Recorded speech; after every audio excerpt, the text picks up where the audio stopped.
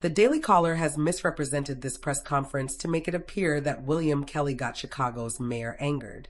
But Kelly's name-calling did not obtain the results as it appeared or succeeded as expected. This was displayed out of its actual content, and the mayor's response was to Mark Armstrong at the Deep South Press Corporation. The entirety of the actual recording was captured by mainstream news medias in Chicago and other news organizations. See how it was presented by the Daily Caller. Jails and incarceration and law enforcement is a sickness that has not led to safe communities. The pressure is getting to Chicago Mayor Brandon Johnson. First, let's see how he handles this question that smacks him around from William J. Kelly. We've all seen the horrific video of Charlie Kirk being politically assassinated. In Chicago, we saw an ICE agent reportedly run over by an illegal alien. Many people tell me, real Chicagoans tell me, that it's your violent, racist hate speech that is causing people to commit these acts of violence. What do you say to the real Chicagoans who detest what they call the insipid, insidious, boneheaded hate speech that you engage in on a daily basis?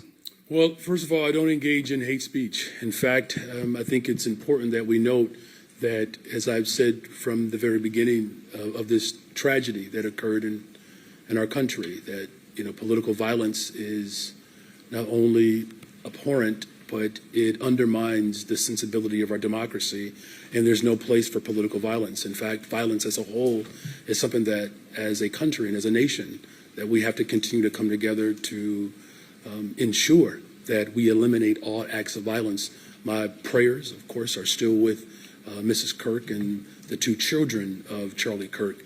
But again, we boldly and in very direct terms openly reject all acts of violence, and particularly political violence. That kind of composure could only last so long. Let's move ahead to where he completely lost it. I get so sick and tired of people believing that the only thing that black and brown and poor people get to get in this city are badges. A woman killed on the train in Charlotte. We've all seen the horrific video of Irena Zaruska being stabbed in the neck on public transportation. The Daily Caller post was altered to appear the mayor's meltdown occurred between questioning of William J. Riley's angered, provoking questions. Notice this clip does not have William's duo camera, and there are different footages to piece this to look like it occurred from William. It did not occur until later in the conference, when this question was asked by senior journalist Mark Armstrong for Deep South Press Corporation. Here is what we posted. Good afternoon. So following up on your alleged pants on fire moment on WBEZ today with my colleague Prosperity, and the ongoing split sentiment as far as sending in troops to federalized military rather, to Chicago. The remaining question that has yet to be answered, because y'all keep running from it like I'm Marianne Ahern, is what do you, the Illinois Attorney General, and the governor have to offer in lieu of sending in the National Guard, the 101st Airborne, or what have you, to make Chicagoans feel safe in their communities in real time outside of reported statistics and so on? I think I understand your question. Okay, let me just start with this. How about this? In 1974, Brandon responds by talking about those who were slain in various prior years.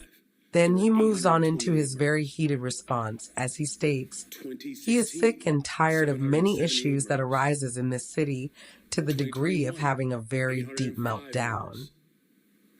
This has been a problem in this city for a very long time. Now, my deputy mayor, Gatewood, this is the topic and the work every single day to drive violence down in the city of Chicago. So when you talk about what we're offering a better pathway so that we don't have 970 people murdered in our city every single year. Now, one is one too many, but you're not going to convince me that the people of Chicago only deserve law enforcement. I get so sick and tired of people believing that the only thing that black and brown and poor people get to get in this city are badges. People want jobs. It's why we've increased the ability for young people to have jobs in this city. People want health care. There are the facts to what actually occurred. If you want to see the full meltdown in its entirety, click the link on the screen.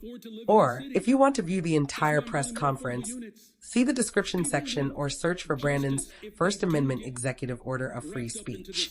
Know your source. To make it clear, Mayor Brandon Johnson does not speak for all of us regarding Chicago.